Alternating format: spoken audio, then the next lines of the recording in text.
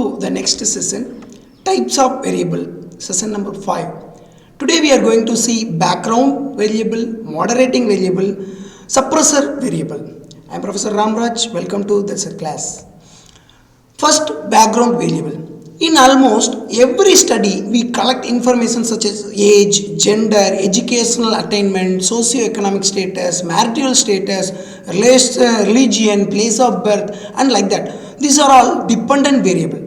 This variable refers the demographic variable. These variables are referred to as a background variable because we are going to study about demography of some particular person, particular respondent. I am going to study how the person is from, how much the income, what is age, what is the gender, these kind of things that are all indirectly impact. These variable often related to many independent variables and that so influencing the problem very indirectly.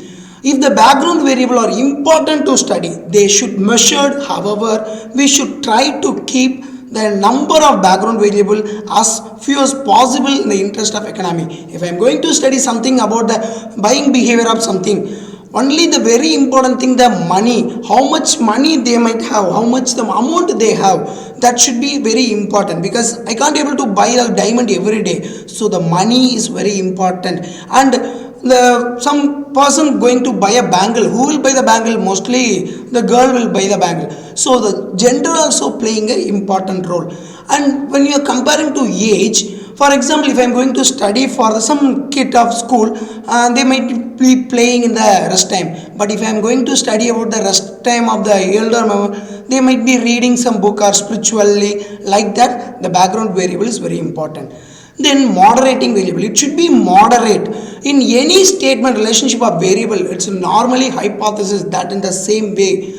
The independent variable cause, dependent variable is occur, when it will be cause and how it will be occur. In simple relationship, all other variables are extraneous and are ignored. In actually study situation, such a simple one-to-one relationship needs to be revised to take other variables into account to explain the relationship better. The emphasis they need to consider the second important variable that having the expected have a significant contributory or contingent effect on the original stated independent and dependent relationship. Such variable termed as the moderating variable. For if you example, if you are supposed to studying the impact field based or classroom based training or work performance of the health and family worker, we should consider the type of training as an important variable. If you are training focusing the relationship between the age and the work performance, you might type of the training and moderating the variable. For example, if I am going to give a training for some school kid, which type of training should I use? I might using some colorful paper to give them or distributed some colorful balls and make them to play. Then I am giving some ideas. If I am going to do some college students, I might prepare something, the worksheet I am going to give and make it the fill down. And if I am going to do for some elder scholars, I might prepare some presentation and prepare how that situation is going on. So there is a different type of the work performance and the type of training that should be a moderating variable.